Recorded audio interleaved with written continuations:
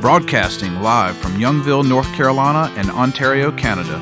This is Got Mead Live, a weekly show where Vicky Rowe and AJ Aramutz bring you the mead news, meadery info, and mead-making discussions from all over, talking with mead makers, mead owners, industry mavens, and influencers. This is Got Mead Live, a weekly podcast about mead and the people who love it and where the mead world is going.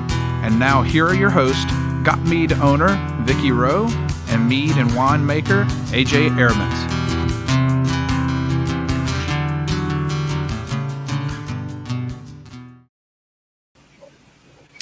From the den of the puppies of the apocalypse in northern Michigan, the bunny pen in Ottawa, Canada, and the palatial retirement estate now covered with ice in Minnesota, it's Got Mead Live. Welcome to the show. I want to say thanks to all the folks who renewed or signed up for Got Mead patron membership over the last couple of weeks. This is how we pay for all the things they make us give them money for to keep the show on the road, so you are appreciated. For those of you who might be interested in becoming a supporting patron member, it's only $30 a year. And you get access to the patron boards in the Got Mead forum, our patron Facebook group. And there are some really good recipes in there if you like that kind of thing. Even my Chamerlot pie mint is in there. So you can go sign up to be a patron at gotmead.com/community. You can sign up for free. And then if you wish to upgrade to patron, you can do it there. So again, thank you. Tonight we are talking with Ryan Kretchmer.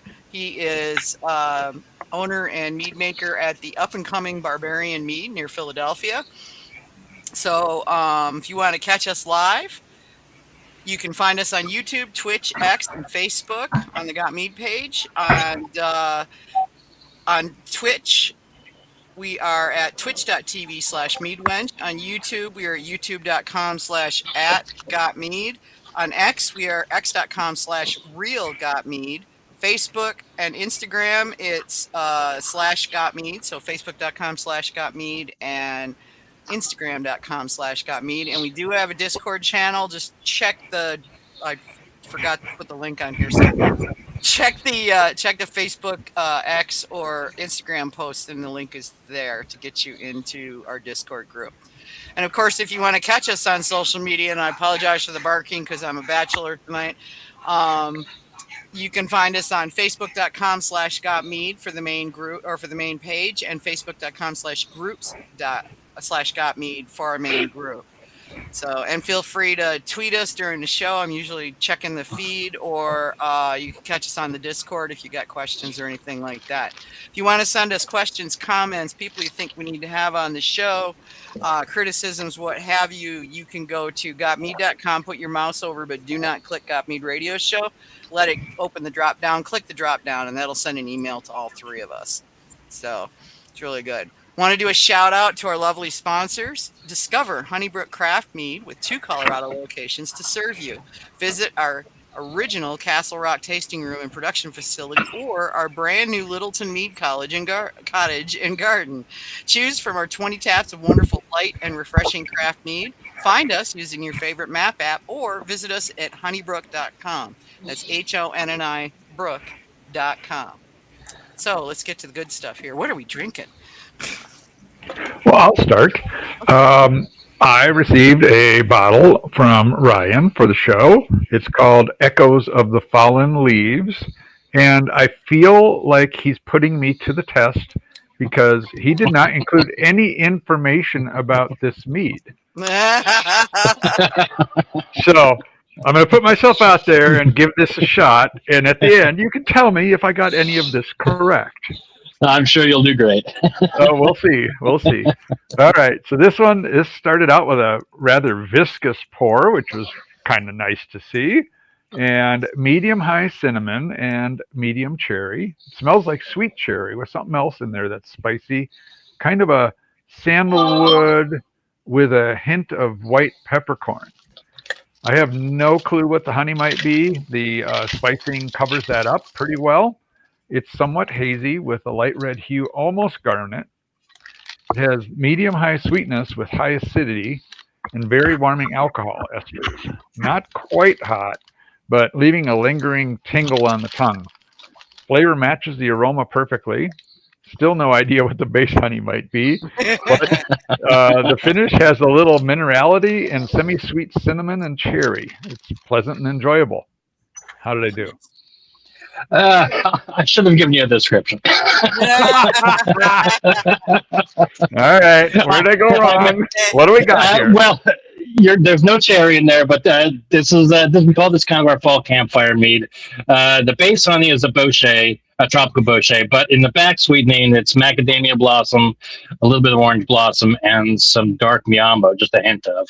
And the main flavor profiles they were shooting for is this one was really more like a fig heavy one, but the cinnamon for sure.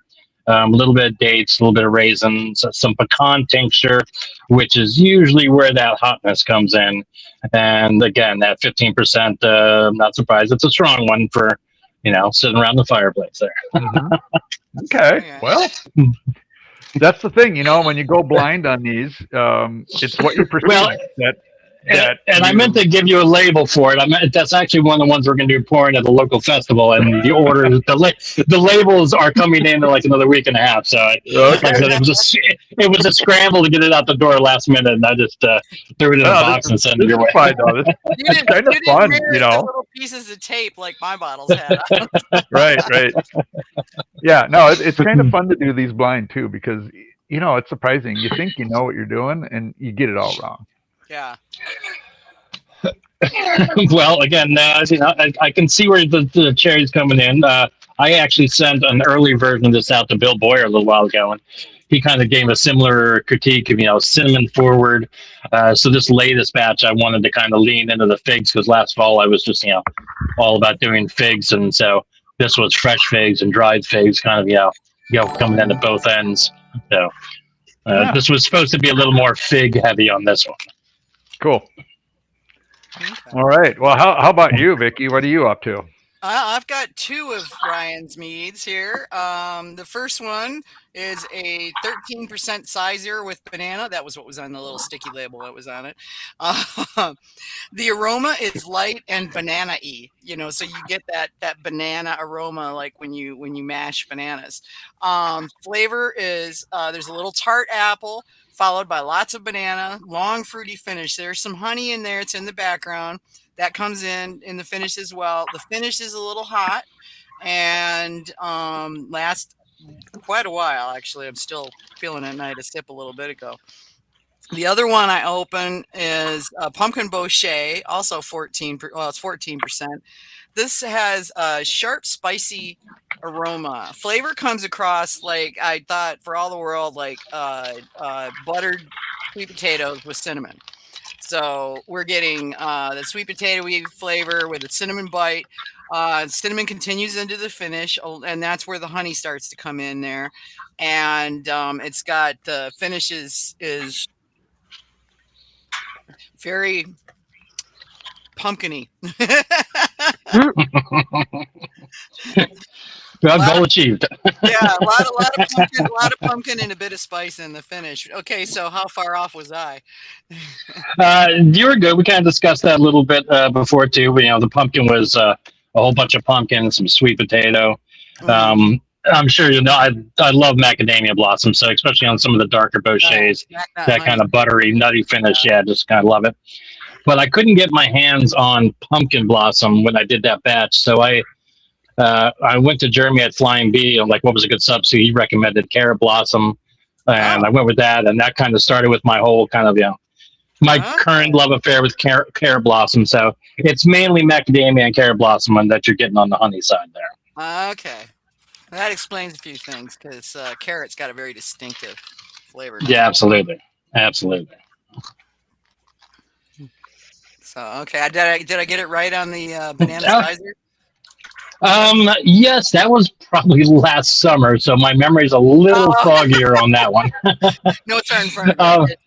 Yeah, I like I said, most of the new ones I kind of know. The ones from last summer has been some time there. I like using sizers as kind of a base where I'm not necessarily leaning on the apple, but I think it's kind of a fun vehicle to kind of get some other flavors across there. And I think that was a batch I broke down into like 3 or 4 different versions, and that was just one of the versions that kind of came out of that batch.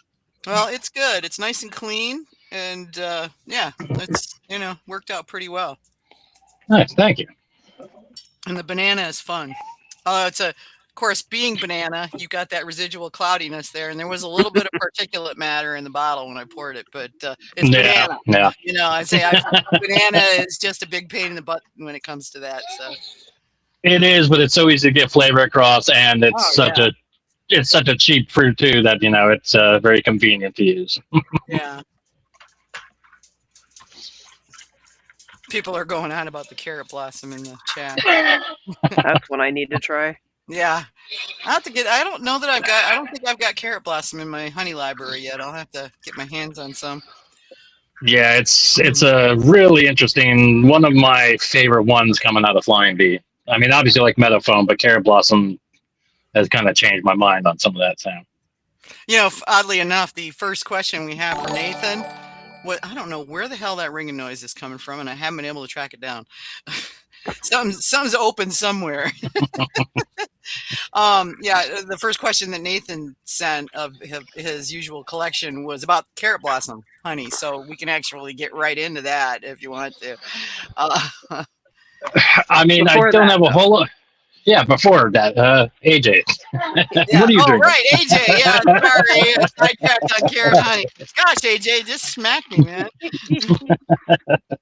I have got Kevin's MHBA Sizer, which I'm guessing is your Brewing Association Group Buy. Mm-hmm. And it's really nicely carbonated. I think the acidity balance is just perfect on this. And at swallow, there's this really major appley bite in the tongue that fades really quickly into just a really pleasant appliness. I'm not sure what kind of honey you use, though. Do you know what year that was? Which batch number? Batch number 56. Oh, okay. That's undoubtedly sweet yellow clover. Okay. I would not have recognized that because I've never had the honey. Oh, all right. Does it have a little cinnamon in the background? Maybe. Okay, because that's the honey that I get from Gibbons, and it's all from that 2019 year when he had such a fantastic crop. Yeah. Yeah, that makes sense. Yeah. Clover's a little hard to pinpoint. But yeah, and I'm not really that familiar with that one. But yeah, this is really nice. Kevin, how strong is this? How much of this can I drink? That one's probably about 12%. Okay, half a bottle. I'll double check it. I'll look at my notes here and I'll tell you in just a moment. I'll drop it in the chat. We don't need to talk about it here. Yeah, got one of Kevin's rare full ABV meads. Sorry, that's me trying to keep the rabbit big ones. No, you don't. Most of the stuff I've got from you is session level. Yeah. But yeah, so the first question that Nathan had was, tell us more about your unique experiences with carrot blossom honey for back sweetening and also for traditional show mead enjoyment. Well, like I said, this is a relatively that pumpkin batch I did. I want to say September or October, right before we just went through like a 4-long moving process. So I pretty much had to take 4 months off from mead making, and just have kind of gotten back into it full force over the last couple months or so. So I'm just getting my feet back into it. But the carrot blossom, I just finished a 5-gallon trad with it. Very interesting. I love it. It's kind of like earthiness, nothing at all like carrots, obviously, but I don't have the vocabulary to describe it as well as Kevin, but I love many of those earthy kind of honeys like macadamia blossom, for example, is one of my favorites, but carrot blossom leans right into that. And actually, I often get inspired by other people's, creations, obviously. And Lost Cause had one out not too long ago. That was a carrot blossom and meadow blossom blend that they barrel aged. I forget the barrel off the top of my head, but as soon as I saw that, I'm like, oh, well, that lights went off my head. I'm like, I got to give that a try. Knowing Billy, it was something weird. So. Oh, I'm sure. It's in my notes somewhere, I'm sure. But yeah, I'm like, I got to give that a try. So I have a couple of 5 or 6 gallon batches of both of those kind of sitting and aging right now. So hopefully at some point later this spring, I can play around with some oaking and maybe even get a barrel, even though my barrel project kind of got suspended by the house move and everything. But like I said, that and pumpkin blossom. I love those earthy notes that those darker honeys kind of provide. Because I love making bouchets, and that kind of just lends into the boucher style in my mind. Okay. All right, that's really interesting.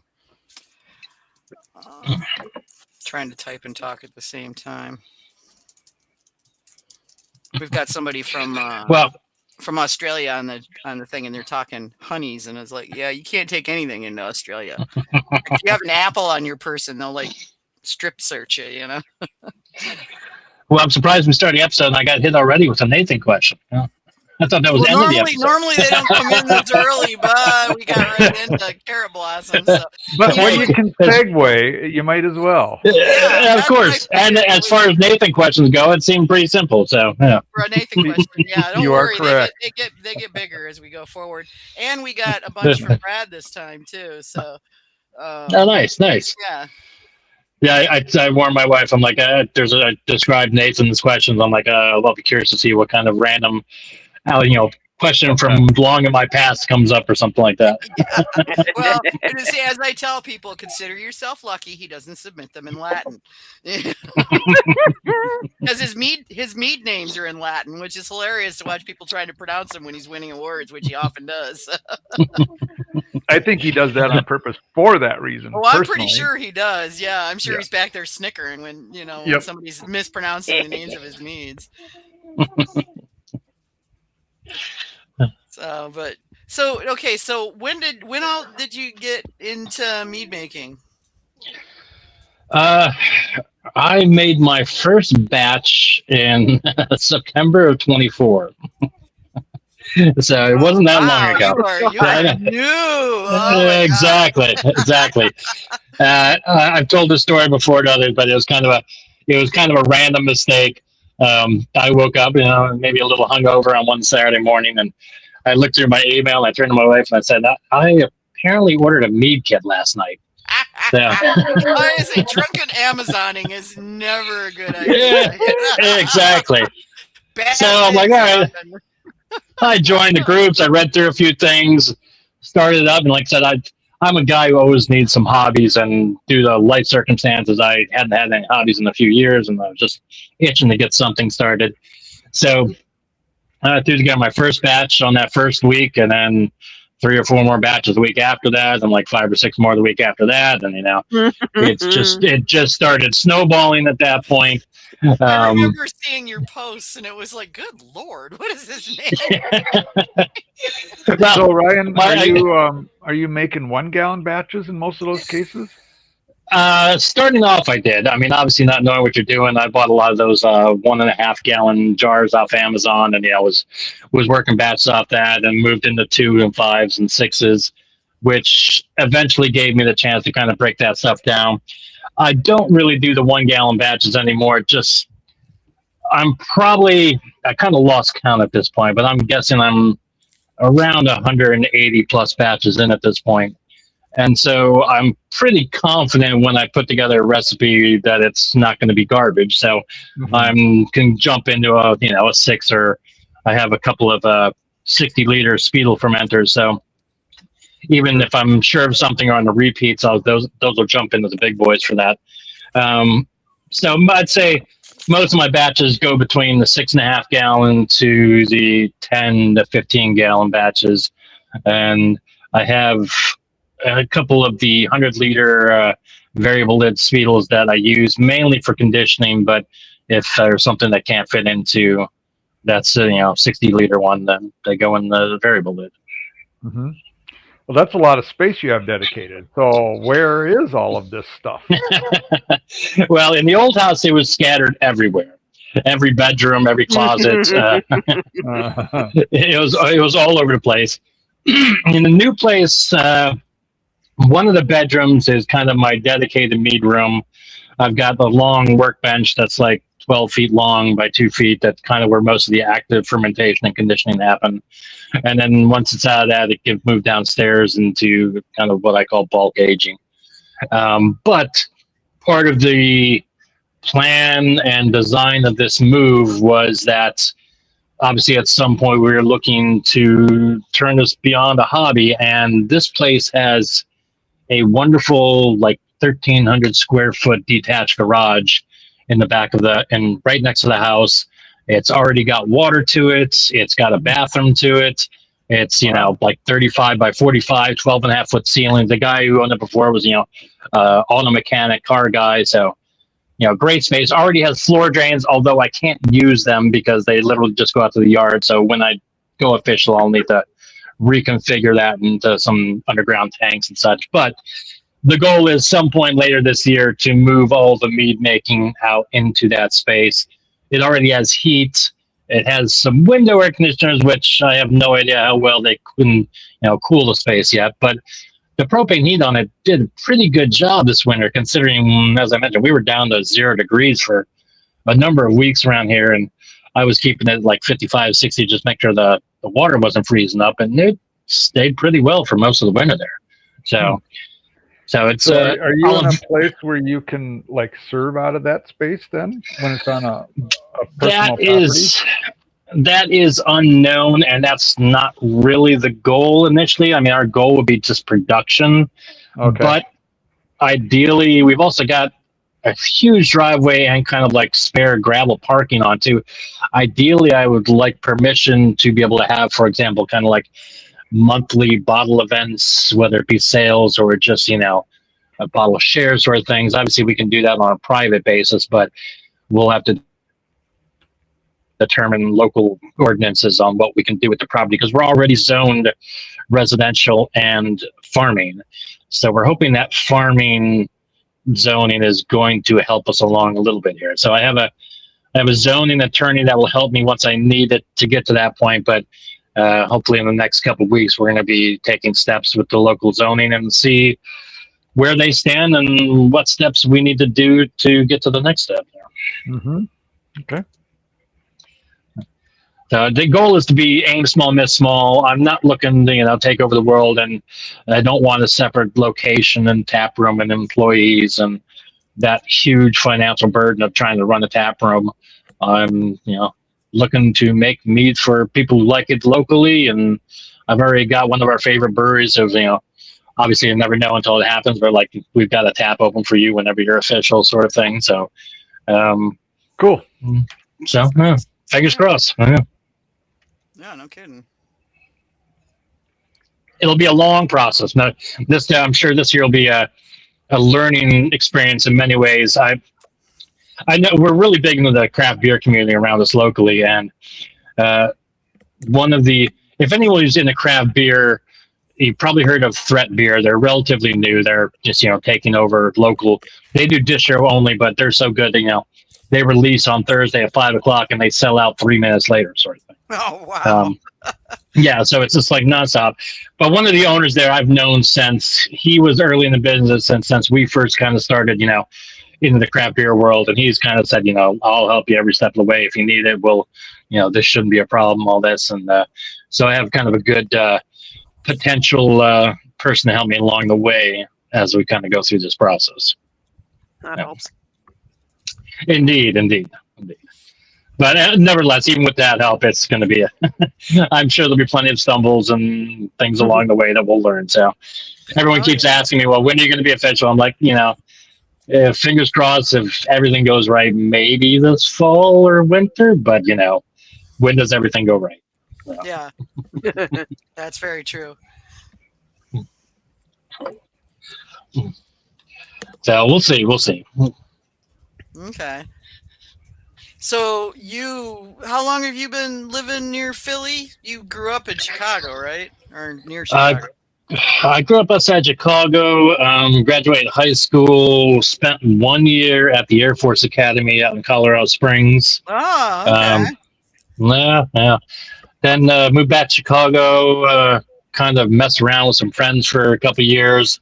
My mother was getting remarried and moved out here to Pennsylvania with my sister following her, and after a few years of messing around and not doing anything as, a 19, 20-year-old kid partying too much, I'm like, all right, let's come out here, kind of start over, finish up school, get things kind of somewhat in order. And I think I moved out here in I want to say 96 probably. Oh, And I left in February, and I left Chicago, and it was, I'm sure you guys don't understand. It was like negative 30 wind chill. yeah. And I came out, Yeah. and I came out here, and it was 52 degrees. I'm like, all right, well, you sold me. So, yeah, I've been out here ever since. Love it out here. Obviously, I have a life, a beautiful wife now, and so we're settled and not good.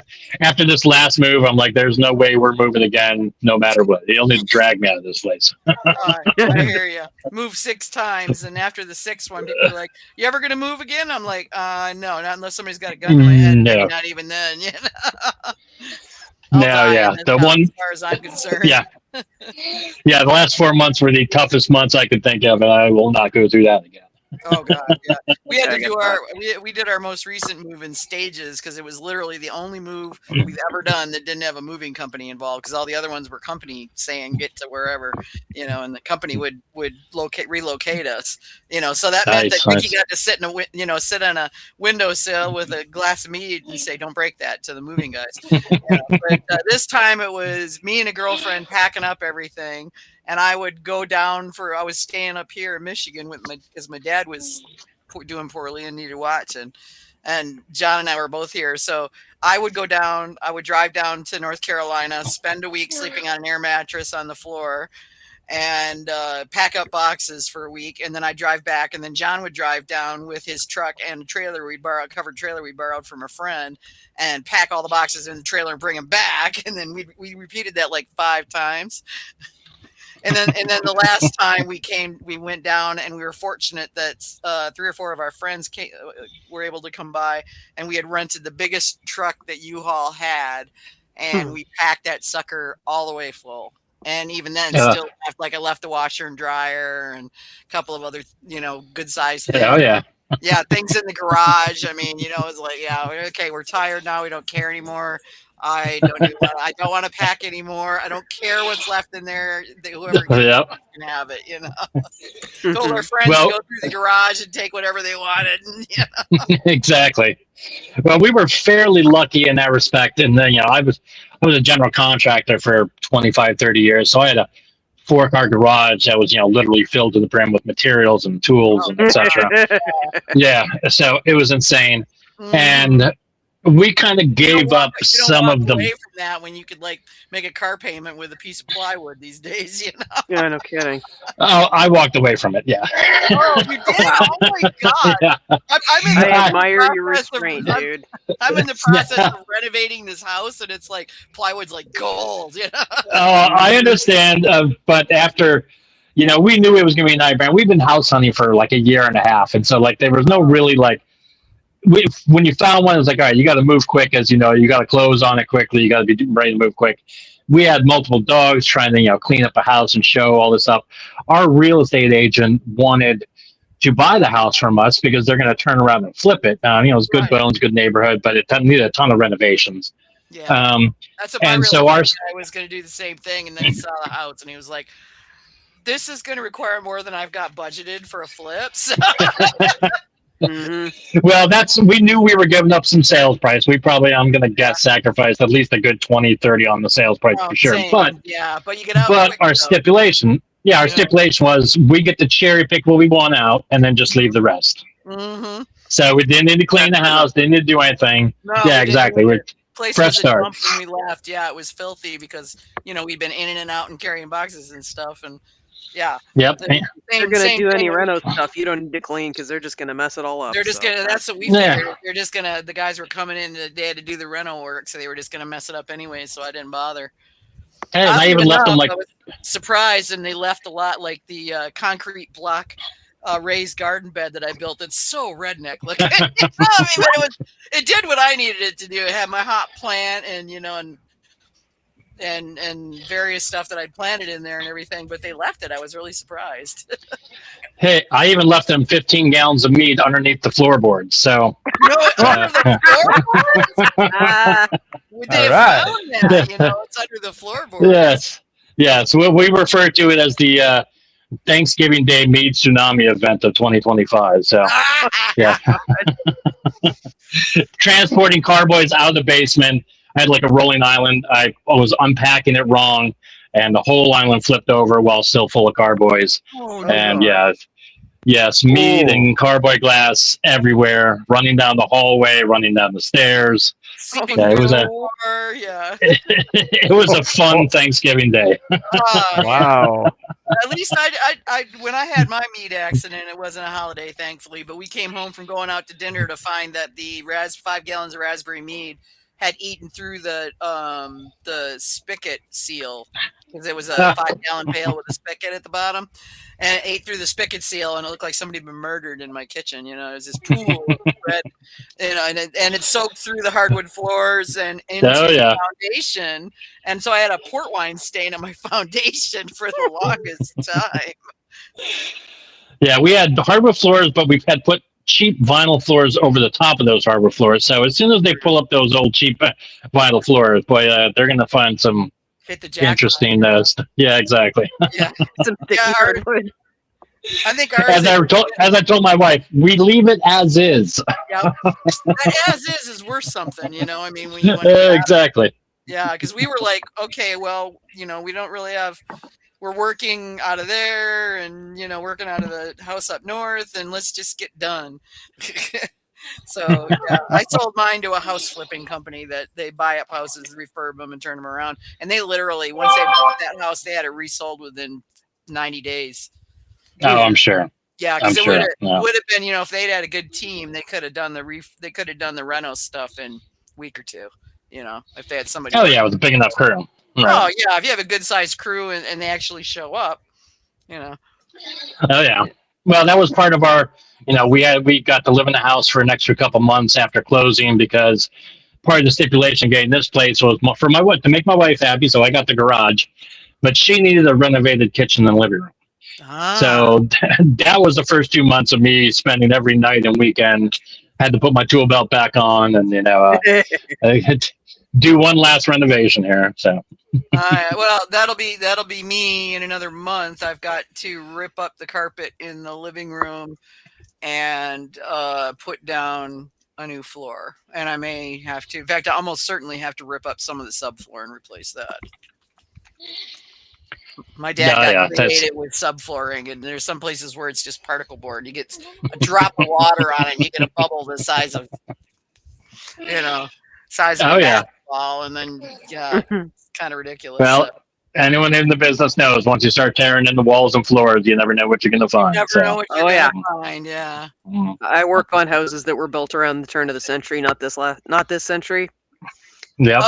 Yeah, you never know what you're going to find behind the walls. Yeah. We found actually flooring. We found a newspaper from the 1940s. Oh my God! Oh, nice. Over on the chat asking if you're involved with the NHC first round in King of Prussia at all. Maybe. No. Okay. No. Now, like I said, ever since from like September through December, end of December, give or take, I was just swamped. I was kind of hoping to get into the Valkyries this year, but I just, you know, I got so overwhelmed with everything that I couldn't even get into that. I'm going to enter a couple local ones that are coming up here, Malt Madness, and there's another one that's local. I can't think of the name of, but several of the kind of beer fests I'm going to enter also have kind of judging aspects. They're not full-on competitions, but they have a judging round to them as well, too. So I'll try to get my feet wet in that, and I guess maybe at least get into Mead Madness, or was it Mead? Whatever the one in Oklahoma is in June or July. Oh, that's the Mead Stampede, I think. Isn't that? There you go, Mead Stampede. Yeah, there correct. Mm-hmm. So hopefully I'll have my act together by that point. Like I said, there's the Malt Madness is near us. I'll probably be entering that mainly because I have to bottle up some stuff for an upcoming beer fest anyway. So I'll just bottle some of that and send those over as my entries. Yeah. Mm-hmm. Brad's tired. Bradley, don't worry. We'll get your questions answered. You'll just have to come back and listen to the recording. He's going to bed. Yeah. I think he travels a lot for work. He does. So. Yeah. That's why it's not often he gets to be on this, listen to the show live. So. Well, I was gonna say I'm normally busy Tuesday nights. So you must be East Coast like me. I think so. No, Bradley's here. Oh, is he out your way? Oh, okay. So he's an hour behind us. So. Okay. Yeah, my wife was like, "Oh, so you guys are going to be talking and drinking mead and talking about mead tonight?" She's like, "Does that mean we get to drink?" I'm like, "Yeah." She's like, "So at like 6 o'clock, she's like, you want to pour a drink?" I'm like, "No." I said, "You can crack your first drink at like 8:30, and then we'll go from there." There you go. So wow, 2024, and you're already cranking them out. And you said you made how many? How many meads did you make last year? 180, he Kind of, said. yeah, Maybe. I'm north of 180 probably at this point. Holy I kind cow. of stopped counting after the first year, but I mean, as my wife would tell you, I'm obsessed. So there's nothing I do half-ass. I'm always doing something me related pretty much every single day of the week. So Wow. the one exception might be Friday evenings when we kind of our date night and we go out to the local brewery sort of thing, which is then my chance to bring out mead and share to other people, Right, etc. yeah, so just mead related. So no mead making, cleaning, bottling, but still kind of mead related. Oh yeah. To say anything where I'm going that I am not going to get in trouble for it, I'll bring mead with me to share. Hell yeah. At this point, I've learned I just keep a cooler with me no matter whenever we go out anywhere because you never know who you're going to run into. You never know when, you might need a bottle. So That's true. That's true. It is always on hand. Last Friday, we were there, and the same guy who I was telling you about, Jim, who's the owner of Threat, he was there meeting one of the brewers from Twin Elephant. And, we had a separate room to kind of do some bottle shares. I'm like, well, this is my chance to introduce, some mead to him, and got him a little sample pack to go. We brought out some bottles that were just kind of racked over, so always looking to share. Yeah, spread the word. That's the thing. To get people. Absolutely. I've gotten 2 beekeeping clubs so far interested in mead, and got to do a talk at the state beekeepers conference about mead and share mead. Right. So. Yeah, there's always someone that's who's either never had it or maybe had a bad experience with it, and that's your time to change some opinions. And I love changing opinions. I believe in being in mead evangelism. It's yeah, absolutely. Busting stereotypes is fun. Yeah, exactly. So, you don't like me? Well, here, try this instead. Tell me that. Yeah, no kidding. I was really lucky for a while. There was a kind of period, and I kind of won't go into where or who because obviously there was issues that kind of led me not doing that. But there was a while that I was able to kind of go to a local place, and I was pretty much just allowed to walk around and share me with whoever I wanted, sort of thing. And they were kind of open to that very generously until a certain someone kind of complained about that and had to shut it down. But I got to share me with countless hundreds of different people, which was a great learning experience, kind of learning what people like and what they don't like, and a great chance to kind of get the name out, which is one of the things that I love so much about these beer fests. Or yes, they're just people throwing back beer and give me your next drink sort of thing, but it's also kind of a great way to spread the word, and it's a great way to do market research too. Because you get to determine, the people who don't like me. Well, what did you come back 3 or 4 times for, et cetera, et cetera? What did you vote for in the People's Choice, et cetera? So it's each one you learn a little bit, a little more about your demographic that you might be potentially shooting for. Yeah, I like that. That's pretty cool. It's a shame that there was that guy that decided to make it a problem. Yeah, it was a complicated family history going on thing that I won't get into, but it is what it is. So. But it was a great opportunity while I had it, and like I said, it kind of got me into the next phase and kind of forced me to change some of my recipes and what I present to people and how I present to people, and which kind of led to me, getting into some of those local beer fests. So everything one road leads to another. I thought it was cool when you were telling me that the beer festivals that you're going to have homebrew sharing areas, which I think is pretty cool. Yeah, it's fantastic. The one I'm gearing up for one right now, which goes off on March 14th, called Buck's Beer Bash, and it's probably going to be the biggest one of the year. It'll be probably north of 1,500 attendees. I kind of got thrown in the loop like last minute. I applied to sign up for it, back in December or something like that.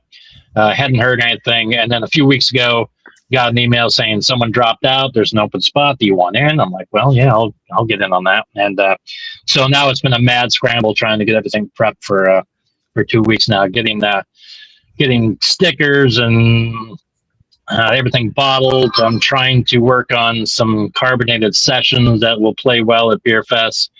I told you, Vicky, I just got a jockey box, but I haven't assembled it yet. I need to work through all those details. And so, yeah, it'll be the next week or two, just going to be kind of a mad scramble for the finish line here and get ready for that one. So, but you'll have a lot of that stuff as a one-time thing, too. So the next time, you won't have to fits around with a jockey box, that kind of thing, Yeah, exactly. So hopefully I'll be jumping right in the deep end with it, and hopefully no major problems, knock on wood here. But I'll have 4 different carbonated sessions. I'll have like 3 regular bottle pours, and then I'll have probably 3 top of the hour kind of special VIP pours. So kind of hopefully hit the bases for a little bit for everyone. Try to find everyone's sweet spot there. Nice. Do they give you like a booth that you can be at, or is it just pouring from a long row of tables? They give you a spot. So I believe they give you the table at this event, but you need to bring your own tent, your own table cover, all your own supplies beyond that point. But it's a standard 6 or 8 foot table that you get access to, and so. Mm-hmm. It's a fair amount, and like I said, we'll come hopefully packing with a little bit of everything, which is why I'm trying to get into these carbonated sessions, which I haven't really done in the past. I tend to like a fuller bodied standard strength mead myself, which is the range I tend to live in, but trying to get across body and flavor in a 6 or 7% mead has always been kind of a challenge. So you need to talk to Kevin. He's the king. He's the king of sessions. Apparently, I do. I don't know about the king part, but well, if you're not a king, you're a prince, because brother, I've run across. So all right, just don't make me kiss you for that, then, Kevin. Come on. All right, you can kiss the ring. Yeah. There we go. Yeah, don't pump up his ego anymore. It's he'll be insufferable at Valks, Yep, that's true. I'm already insufferable, so a little bit more would really make it intolerable. Well, what we're trying to do for that fest is we'll have a dry hop blueberry and lemon session. We'll have a raspberry hibiscus. We'll have a cherry and pink peppercorn, which will also get dry hopped. And then we have a golden sizer, and then kind of my backup one, which, if one of them is just not what I'm liking, I have a kind of pineapple mango habanero one that might be kind of an extra alternative in case one of them just don't turn out the way I like. Both of those are always good combinations with habanero. Mm-hmm. Yeah. We have one that I call Barbarian Heat Wave, which is a 14%er, kind of along those same lines. Although I tend to not put enough heat in, apparently, because the hotheads are always like, well, we don't want it hotter, we want it hotter. Those who don't want heat are like, it's just plenty hot as it is. Yeah. So, I think you just got to lean into one or the other. Yeah, the pepperheads want it to melt your face off, but I mean, realistically, it's about balance and construction. Right. You don't want the rest of us still like to have a nose when we're done. Yeah. Well, for me, I think one of the things I really look at, even like ordering cocktails, the amount of alcohol really accentuates the amount of pepper that you have. Yeah. Right. So, those two, they kind of stack on top of each other, which makes balancing them very tricky. It's actually a lot easier to do with a sweeter, lower ABV mead to get it balanced. Oh, really? Yeah. Well, hopefully that'll work in my benefit for the session style. Mm-hmm. So I guess you're going to get Kevin's number so you can be going, hey. Well, I've got him on Messenger. I might send you a message, Kevin. Yeah, I think the next time I do that heat wave, I'll probably like I said, it'll be meant for most people, but I'll probably break off a gallon or two and make that just for the extreme hotheads, and I'll call that like heat wave on steroids or something like that. So Yeah. they We can, can turn it into a challenge mead. You know, like like when you go to a restaurant, like a Mexican restaurant or what, you know, something, or a Thai restaurant, There you yeah. and they have go. that. And don't ask This, for the American hot. Ask for Thai yeah, hot. no, but they turn it into a challenge. Like, you They know, do. you have to sign this release to have this chili. You know, all that kind of thing. Turn it into a little marketing deal to make it into a challenge. Yeah. Yeah, make Well, them ac- sign a release so that if Actually, they the jump off their face and they end up in the Yeah, hospital, it's not your fault, you know. I mean, one of those chip manufacturers did something like that, didn't they? They were making those super hot chips, and they created this Yes, they whole did. I marketing can't thing around remember it. the brand name, but yes, they did. I remember. Yeah, so Yeah. that's what you got to do. You can call it we the. did What'd you call? Okay, so what'd you say the name of the regular one was? Barbarian Heat Wave. Okay, so you can call it Ghost of Barbarian Heatwave. There you go. There you go. Well, Now, we I don't did know if something. you're using ghost peppers or not, but you know. No, like I said, I'm not a hothead, so I mean, I like a little bit of spice in there, but I don't want to melt my face off, sort of thing. That's too much. I mean, typically when I'm doing peppers, there might be a hint of habanero, but like chipotle and I love ancho and some of that are, yeah. that's really more the flavor profile I enjoy. Well, But we did to me, you we get did something more. like that with. I was gonna say we did something like that with our local brewery has a food truck called Los Gios, and we did the heat wave, and he kind of used it to spice some of his pulled pork and some of his wings on a few of the batches. That was kind of Oh, fun. nice. So Nice. That's cool. yes, those in southeastern Pennsylvania will know Hidden River. Yeah, that's our. It just happened to be conveniently located only 10 minutes from our new house, so that's a nice little bonus. Yeah, that's Yeah, the handy thing about living in a populated area is you have breweries and whatnot nearby. Oh yeah, and this is one of the top breweries in the state. So it's been our go-to since they opened, and they're fantastic. Yeah, I've only got since I live out in the boonies. I've only got what, 1, 2, 3 within like 40 minutes, probably 6 or 8 breweries. That's still a decent count. No, that's not terrible. You know, I mean, there's 2 in the town that I live closest to, and then there's 3 or 4 in the next northern town that's of any size, and then 2 or 3 in the next town that's of any size southern from us. So That's not bad at all. Yeah. it's not terrible. We've got one meadery, but it's a good one, so not complaining. See, that's our downside. We don't have a lot of meaderies near us, at least not meadery tap rooms. I mean, none of them really set up on that side of the state. All the ones that I've seen in Pennsylvania are either in central or western Pennsylvania. There's very few that exactly. are on the side. Yeah, there was or one you're going down to Delaware or Jersey. Yeah, there was one that was like an hour north of King of Prussia, if I remember right. Colony. Yep. Colony's up there. Yeah, I did say. Yep. Yeah, because we had a mead con out there actually at Colony, and so I was there, and then I went and visited Space Time and a couple of other ones. So yep. Well, I was there at and the time. Space Time was like 4, and Space Time's under new ownership now. So.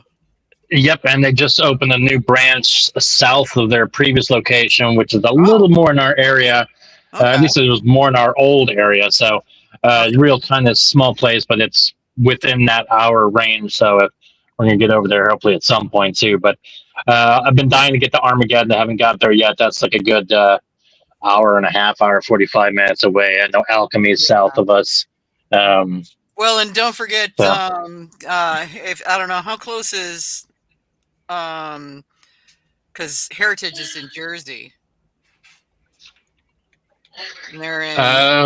It used to be Sergio's place, but and we had him on the show. Oh, you're talking about the guy who makes Tej. Yeah, Heritage is. Heritage, yeah. Yeah, Heritage Winery is, and I'm trying to remember the town.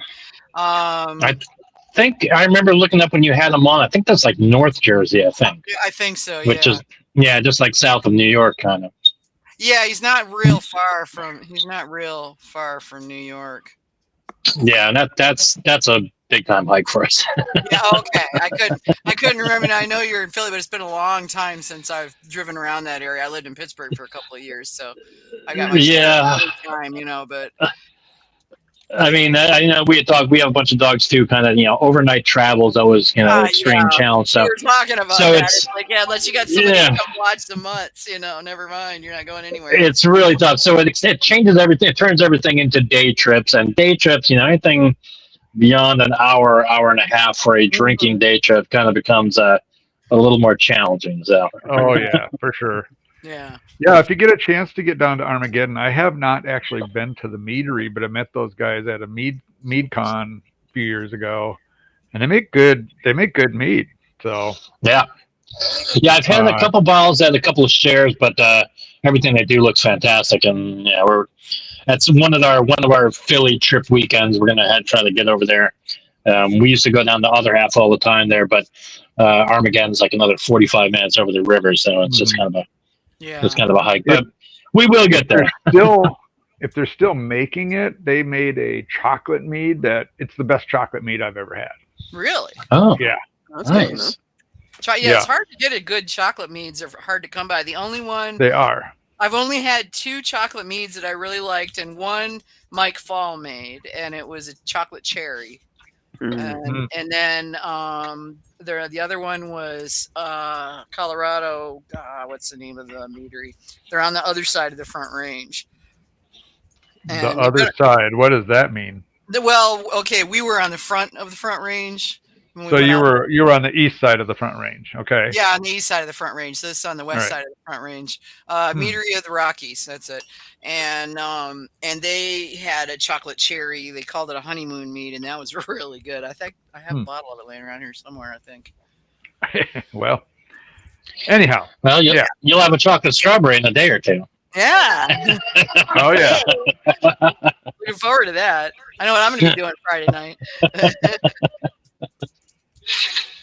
I think I told you we were at one of the beer fests last year, and one of the judges came around. I was trying to give kind of sample stuff we were doing, and I brought out a previous chocolate strawberry, and he's like, "Oh, you can't, it's no one can do a chocolate strawberry. It's too hard and blah blah blah."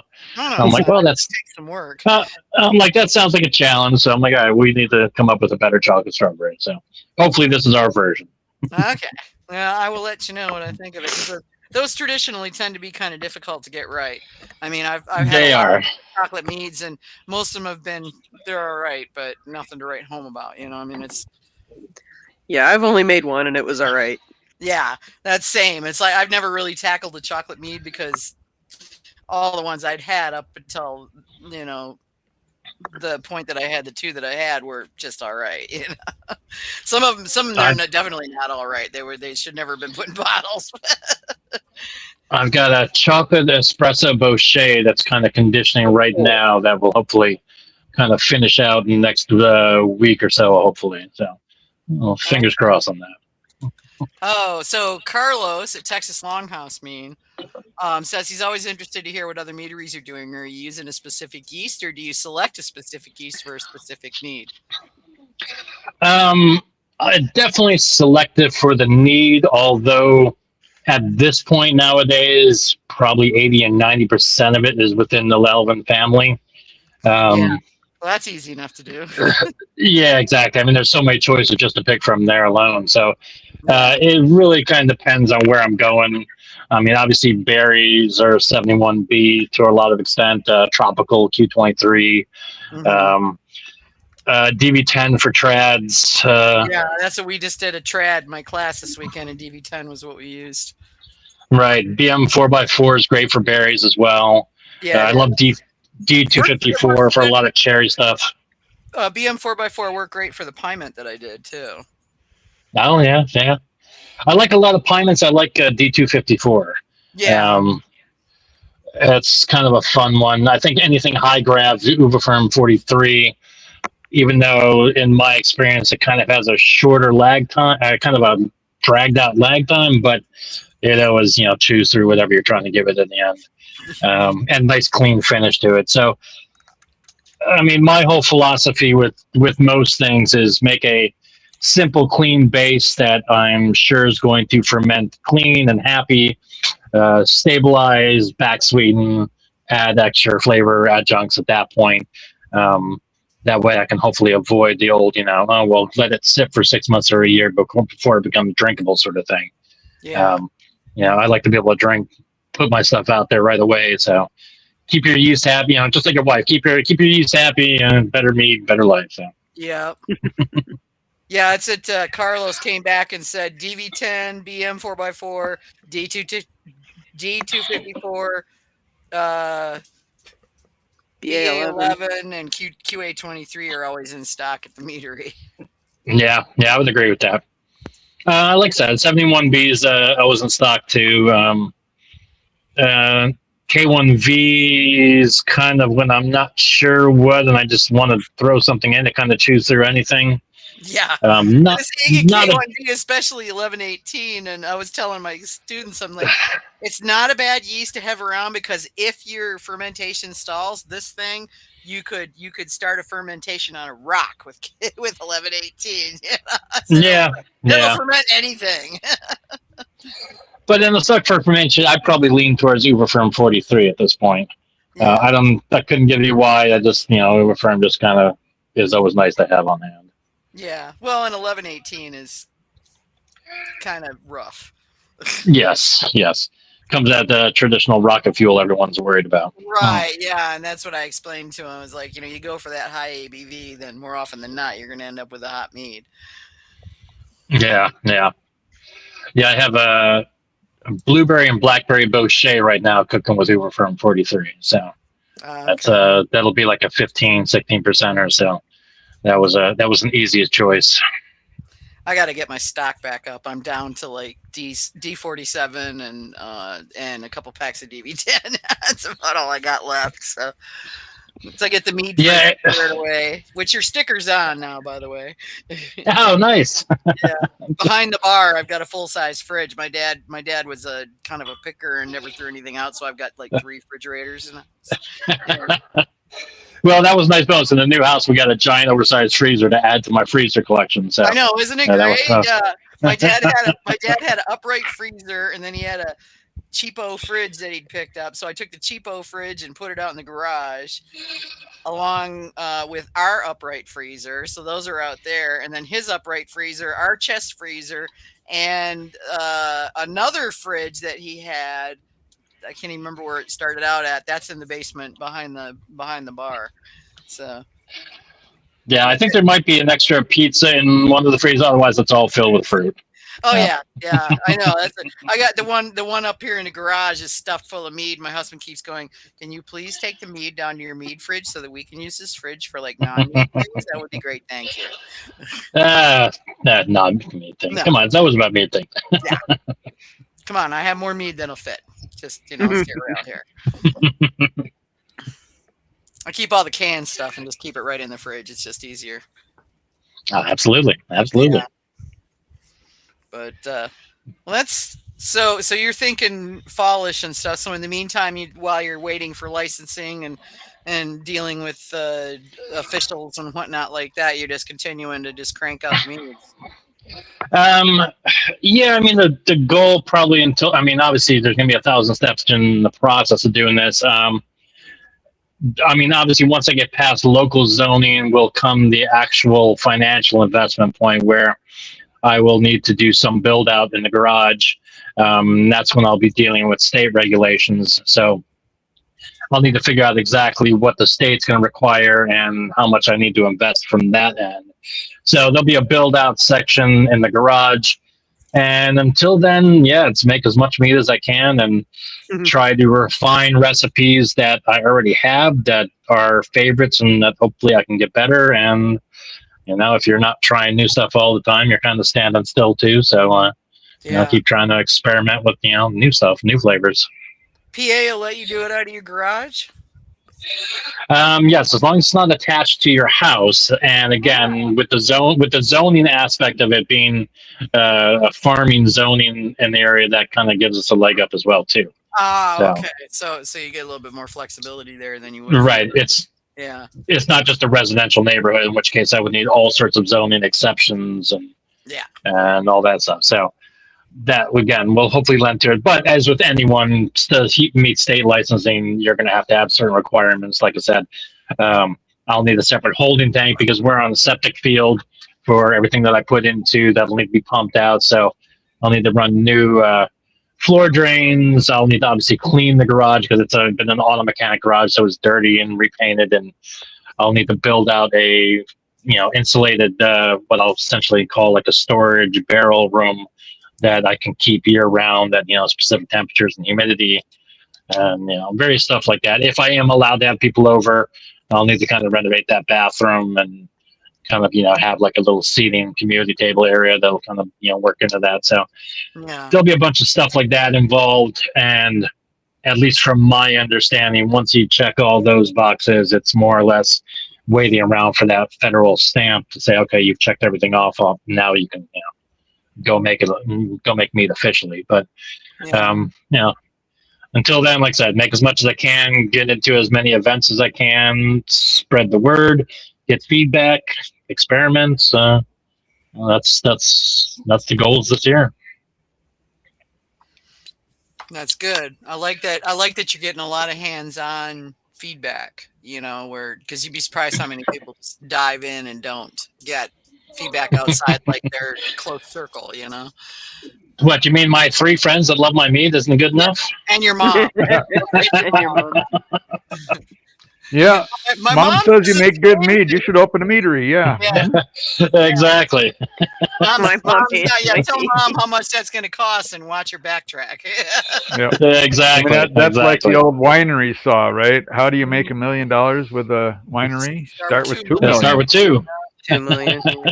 Exactly. For meaderies too. Yep. Yeah.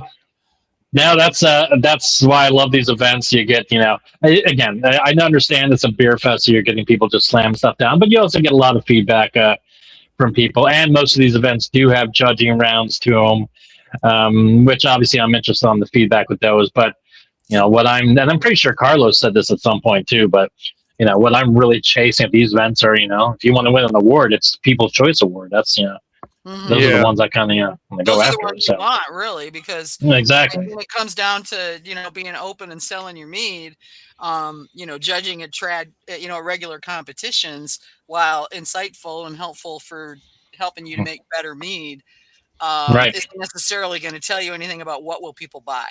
What would they spend their money on? So, yep, yeah. People's Choice runs are the one I'm chosen. I'm lucky enough to hit a couple of thirds on the People's Choice. Hopefully this year I can improve on those. Hopefully, so. Okay. Like I said, this one will be a big one. So if I can score in the top 3 for this one, I'll consider that a victory. Mm-hmm. Especially when you're surrounded by breweries, and everyone's always like, "Well, we've already got one mead person there, and I don't want another one." It's like, well, come on, I won third at People's Choice here. You might need a second mead person. Yeah. So if you can win it in a bunch of beer heads, you can get in there. Well, then that's half the battle too, because that's also the world I live in. That's kind of a demographic that I think is a little bit untapped in the mead community, or those people in the beer community who are maybe not going to be full on mead heads, but they're just waiting for that introduction mead to get them on the path. And since that's kind of how I developed and started through this process, I think there's a lot more like me out there. So it's kind of an untapped demographic, in my opinion. Yeah, beer people it's interesting because beer people can be great or can be not so great. Oh, absolutely. Yeah, but that's true with any group, whether beer people, wine people, mead people. I mean, they all kind of have their insulated strong opinions about whatever beverage of their choice should be. So it all depends who you come across. I have wine people are incredibly difficult to convert as well. Everyone kind of has their thing, and I think one thing, and I've kind of mentioned this with other people before, like I'm sure you guys have said it a million times. People are like, "Well, mead's too sweet. Well, it doesn't have to be, etc., etc."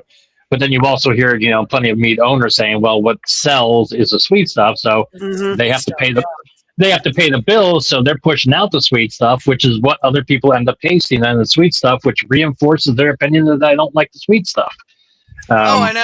I can't tell you how many So- people I've talked to that say, "Oh, I don't like sweet wines or sweet anything like that. I prefer dry stuff." And they're the ones who come out of the meadery with an armload of the With- sweet stuff. Exactly. Right. Yeah, they would. It's what they take home. But Yeah. when they're Right. in the meadery, are they drinking the sweet stuff or are they drinking? Well, they're liking the sweet stuff because they. No, I understand. I'm not disagreeing. I'm not. Yeah. What I'm saying though is like when they're in a tap room or a meadery, what they drink is often very different from what they take home.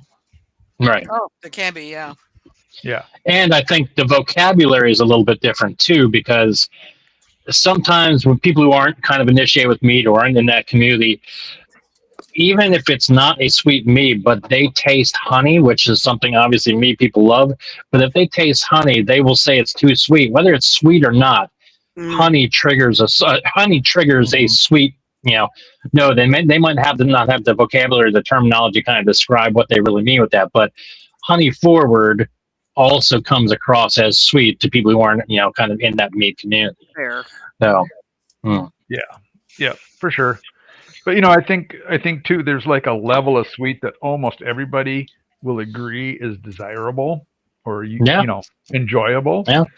And there's very sweet, which is certainly an acquired thing for most people. But if you get a mead that's in the 10-10 to maybe 10-20 range, most people are like, oh, that's like really nice.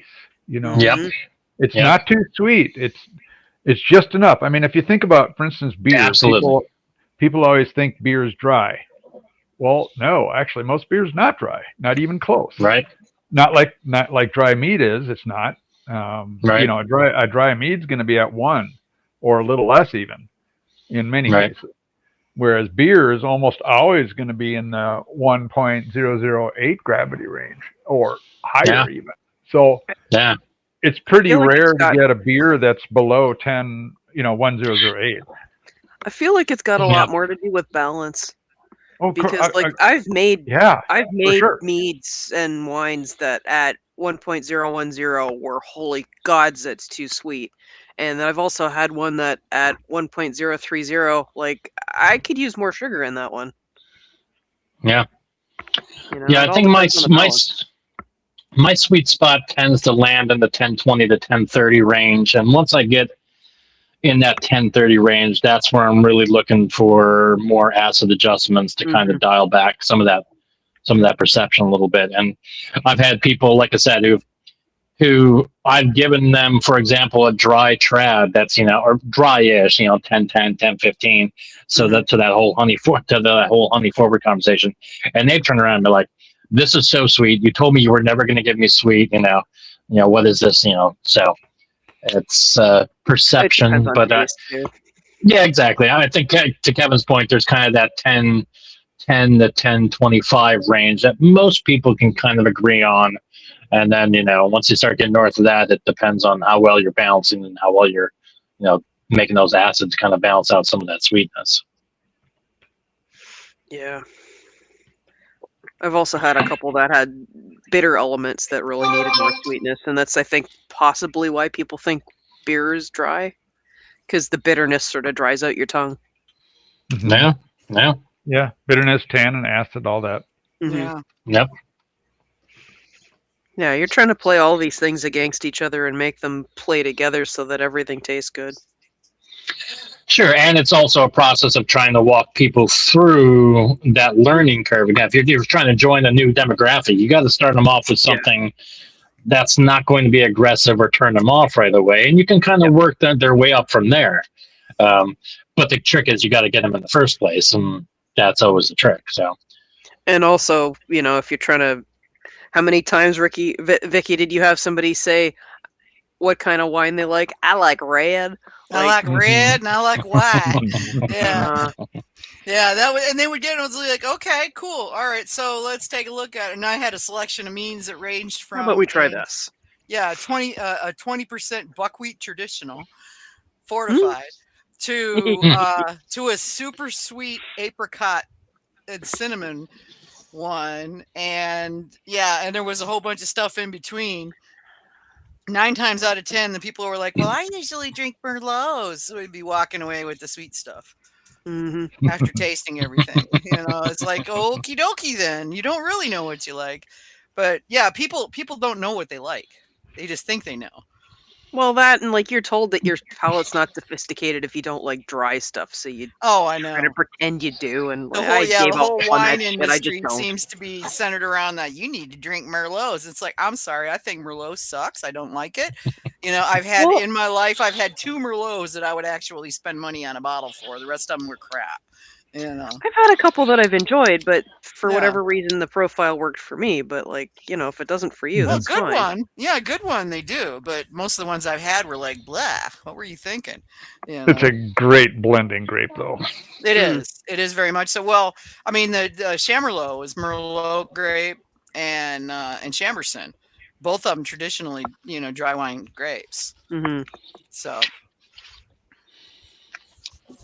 you can. Yeah, I think some of it is exposure too, though. A lot of those people you're talking to really have not had a lot of exposure to wines, fine wines in particular, but even a large variety of different varietal blends that they might have in the market. They haven't had any exposure to that. So yeah, it's hard for somebody to say and to know what they like because they just haven't had enough food experience to get there. They haven't. Yeah, exactly. They haven't had the exposure to it to know what they do like. But it's like kids, just, but picky eaters. Yeah, you make them try everything. They don't have to like it, but they got to try it. That was the rule. Right. You make them try everything, and then they grow up to be adults who explore and love all these different things. Mm-hmm. So. But isn't that kind of also the responsibility of the mead maker, whether business or if you're trying to present yourself to the crowd, no one likes to be told, well, you don't know what a good whatever tastes like. Oh no! That I just set them up with a variety and say, let's talk about these here. Let's try these and see what you think. Exactly. So that's the responsibility of because the vast majority of regular folks don't have a developed palate. They don't. They never needed to. I mean, it's just not something they've ever really thought about. It's not exactly. I mean, we're weird. I mean, we talk about things like, flavor profiles and stuff like that. It's a subset of humanity that is more focused on on taste. But a lot of people don't have the vocabulary either. Well, right. I absolutely. still don't have all the vocabulary I'd like, but yeah.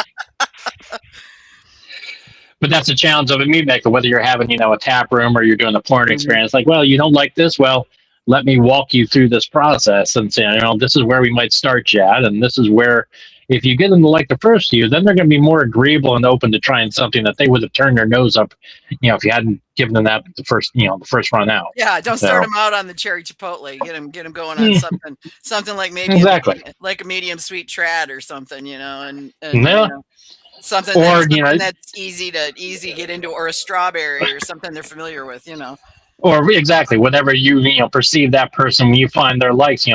That's why in my mind sessions are a great way not only to give a low ABV version to people, but okay, what flavors are you gravitating to, and now let me walk you up to something else and see what you think of this. Yeah. It's a lot of fun. That's the big bonus with those tasting events is you get the opportunity to walk them through a bunch of samples. Absolutely. And you can do it pretty fast, which is great. No, I love them. They're, like I said, they're great market research and they're a great learning experience to not only learn what to do with mead, but you're learning about people and how they taste it. Yep. And it's not all about mead. It's trying to learn about what customers are going to do, whether they're your demographic or not. You're going to try to. You're going to learn something about them.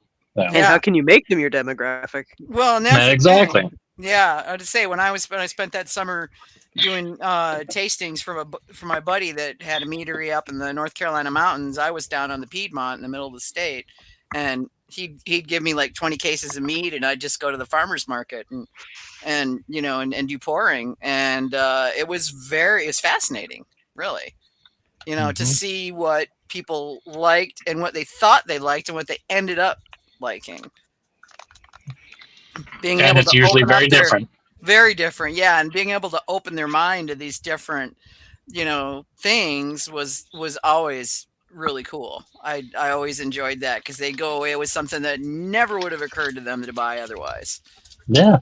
And that's fun as hell for us too as mead makers, watching someone, transition and change. Like, oh well. Oh yeah, Yeah. yeah. Now You get they're a somebody fan, that swears up and down that they'd never drink anything with, more residual sugar than a Merlot, and they walk away with a sweet apricot, and it's like, well, Absolutely.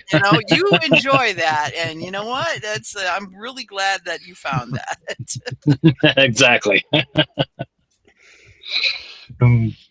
So yeah, We have a charity event that's run by a couple of the brew clubs here in town, and a couple of years ago I was pouring at that, and I brought a whole bunch of mead, and there was there's a whole bunch of people who acted like this, but there was one guy in particular. He came back to the booth, I think 4 or 5 times. I was pouring a lingonberry mead, which is kind of one of my signature things, and he kept asking me to buy bottles. Well, no, this is all homebrew stuff, right? We're just pouring for a charity that we don't sell. Yeah. So he was so persistent though that I had one bottle left at the end of the deal, and I'm like, here, just take it. yeah, 'cause you can't sell it. Yeah. I do the same thing. Well, I bottle up, 750 milliliters for, special pouring, but I'll bottle up a handful of 375s just because you might meet the right person who's that persistent, who really likes you or whatever, and be like, well, here, take one home. Yeah, So, you never know. exactly. It's good to Yes, and of course that's why everyone thinks about getting a business too. Of course, because after you hear 100 people like, well, where can I buy some? And like, no, because while I might have considered, hey, that's not really fair. But also, if you're even remotely considering going legit, you don't want to take any chances. You're right. Yeah, No, you don't want you to be don't. the first person that Right. actually catches up with. Exactly. Like, no, yeah, let's 9 just times not out risk of 10, that. they're just not paying attention. But it'd be like just your luck to be that guy. It's a low likelihood, but you don't want to endanger your business. Yeah, exactly. Your chances of getting TTB'd are never zero. Right. Exactly. They're low. Now, have I had a few people buy a draft from me here and there? Yeah, possibly. I used to. People would be like, I want some of that, and it's like, fine, you buy the honey, I'll make the mead, and I'll split the batch with you. I have been known occasionally to rent people bottles. Mm-hmm. Yeah. Nope. Well, I remember one of the audiobooks I listened to was Sam Calagione, starting up a business from Dogfish Head. That's a good book. And yeah, it's great. And one of the things that always stands out in that is just listen, if you want to start a business, be prepared to give away a lot of free stuff. Period. Yeah. Like you cannot get away from that. No. And to go back to that guy who I know who owns Threat, we were talking at one of the bottle shares recently. He's like, yeah. He's like, I'm pretty sure I gave away in the neighborhood of $12,000 to $14,000 worth of beer during the lead up to starting. I was like, well, I said I get that because I can't even. It's in the thousands of what I've given away at this point too. So, because like all of us, there's no way I could drink everything I make. Well, yeah, right. Especially as much as you're making. I mean, if you're into I started in 2018, I guess, and I just hit my 200th 5-gallon batch. You're almost there after 2 years. Yeah. Well, like I said, I'm a little obsessive. And people think I'm nuts because that's a lot, but yeah, there are nuttier people than me, I guess. We're all over the place. We're all over the place. Yeah, there's always somebody. Bella, get out of the hallway. Sorry, dog. Well, I like to remember. I think of it in like construction terms. It's just time on the tools. You get out there and build as much stuff as you can, or in the mead world, get out there and make as much mead as you can. So. Yeah, absolutely. Well, we've still got some more Kevin and Brad questions here. Or Kevin, I think you mean Nathan, right? I did mean Nathan, yes. Okay. Sorry about that. That's all right. Yeah, okay, so Nathan asks, your fruit and spice combinations are seemingly a one step further variation on a theme with the evolution of your meads. When it comes to mixed berries and stone fruit, what are the volume challenges you experienced in creating the right blends for highlighting 3 or more fruits in combination? Wow. Okay. Well, I knew he was going to stump me with one at least. Oh, yeah. Um, let's see if I can even decipher that. I would. I love, yeah, obviously, kind of monofruit meads, have their place, but I love fruit blends. I mean, as you guys have said a million times, and I agree with you. If you're going to do a peach, well, you got to include some apricot in there. You want to do a pawpaw mead, I think some papaya needs to be in the equation. I want to highlight whatever's the main fruit that's maybe part of that thing, but there's going to be a backup fruit to it. Tonight, one of the meads I had was a very early cherry sizer, but it's not just cherries in there. There's also a hint of raspberry and pomegranate, which kind of helps accentuate some of that. Or for a strawberry mead, I'm going to add just a hint of cherry and a hint of dragon fruit just to kind of accentuate that fruit. So I guess when it comes to proportions, it's just kind of my gut instinct of where where I want that profile to be. Do I want to lean strong into the primary fruit, or do I want it to be kind of a medley where some of these smaller fruits are just a kind of a background note, which may or may not get picked up? And maybe that's not always the intention, but the intention is hopefully to, even if you don't pick up those other fruits or spices along the way, you're hopefully at least picking up some layers and maybe some complexity along the way. That's the best way I can maybe answer that. Okay.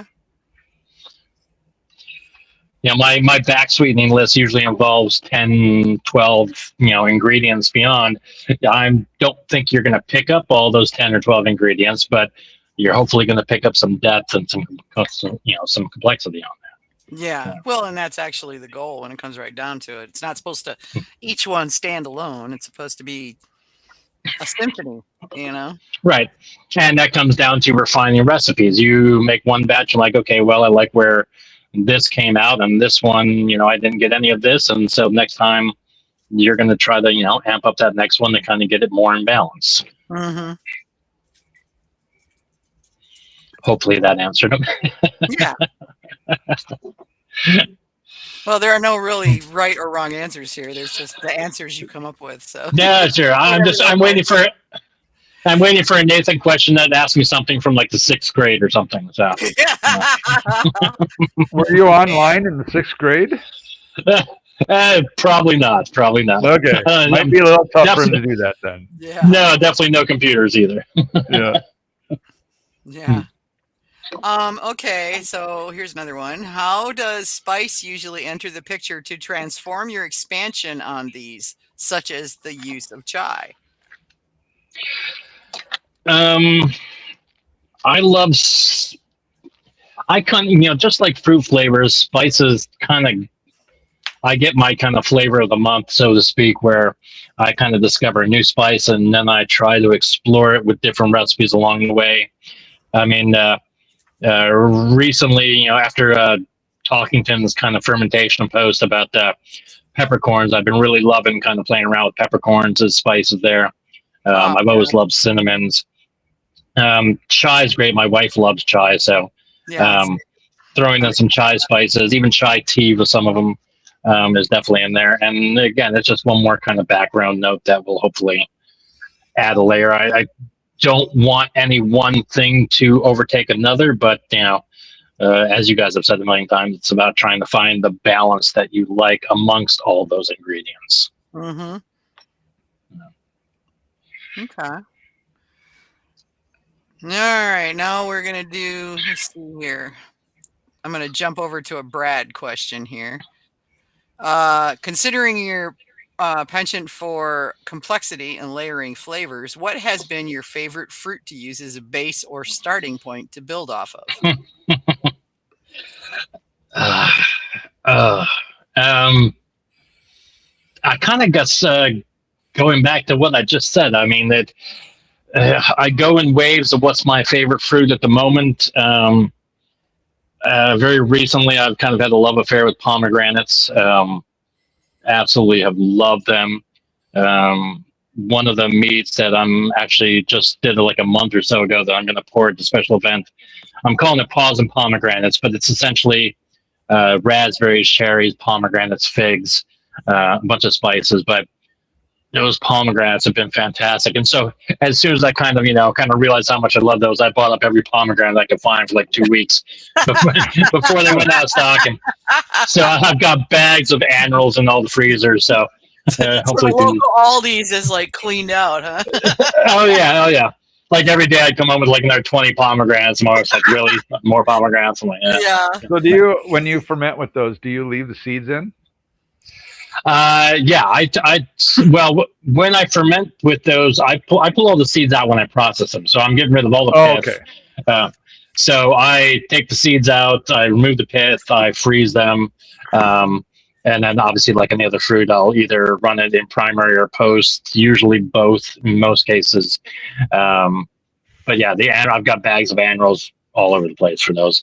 But one of my favorite, like I mentioned earlier, one of my favorite bases is like a good sizer. I think whether you intend to get all that apple flavor across or not, I think sizers make kind of a great vehicle to get other flavors across.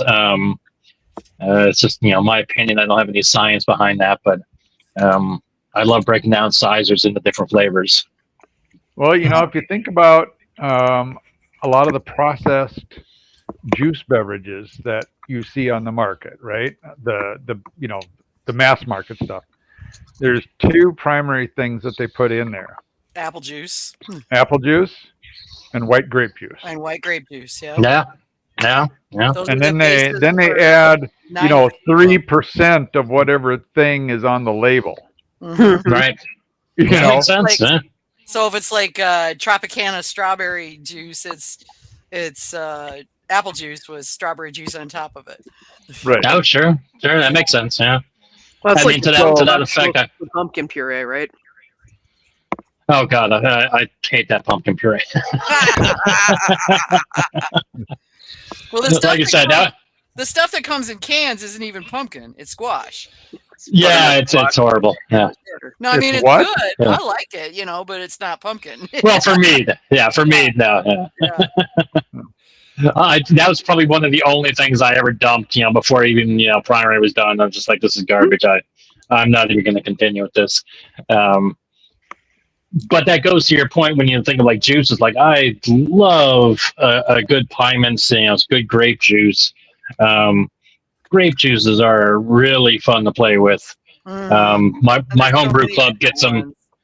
Yeah, my homebrew club gets big shipments in twice a year, spring and fall. So there's just they're just placing orders now for the spring batch. A lot of Chilean grape juices are coming out, and I'm already planning. Yeah, I'm already planning 4 or 5 different batches at least coming out of there. So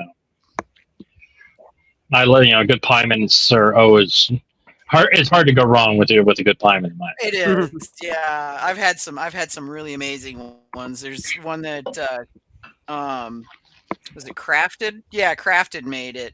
And it was they wouldn't let him put mead on the label or something, so he called it Just Another Pyman or something like that. I can't remember, but they were TTB gave him fits about the labeling, so he was just like fine. But it was so good. I bought, and this was years ago, I think I've only got like a bottle or 2 of it left. I bought like half a case because it was just so amazing. And at some point, I'm going to get down there for a visit there in Ohio. But in fact, they're over on your side of Ohio. They're in northeastern Ohio. Right, which is still like a 6-hour drive. Yeah, right. Yeah, really, probably longer than that because it took me 8 hours, I think, to drive across Pennsylvania from Pittsburgh. Yeah, Pennsylvania's no joke. No joke. Yeah, it's a wide state. People don't realize just how wide. Yeah, it's like Texas. We drove across like that tiny little panhandle of Texas and before. And I'm like, I'll get across there in like an hour. Like 4 hours later, I'm like, what the hell? Oh God, no! We did that. We came in from New Mexico because we were doing around the country, and we entered the state on the west side, about halfway down, and we ended up overnighting in I can't even remember the name of the town. It was near the western border, and then drove as far as we could, and then it took us 3 days to get out of Texas. Oh, I'm sure. Yeah. I'm sure. No. You have no idea how big it is until you have to drive across it. It's stupidly huge. Yeah. I've made the Chicago to Philly trip multiple times early in my early years, and it's like a 14-hour endeavor. Oh yeah. Well, I'm driving to Valks next month, and that's 10 hours. No, yeah, that's no joke. Yeah, no joke. It's just I mean, pretty much that. It's a whole lot longer. And pretty much beyond that length of a drive, I tend to start thinking about the possibility of flying. Yeah. But well, flying has its own issues too, but it does. Yeah, I don't like flying, so I will avoid it if I can. But beats you up when you're driving, and you have to dedicate that time too. So absolutely. And the length of time that you've got to get where you're going and be where you're going, and then get back from where you're going, then you got to look at that. But okay. All right, so what else has Nathan got? Well, okay. We're starting to stray away from meat a little bit here with this question.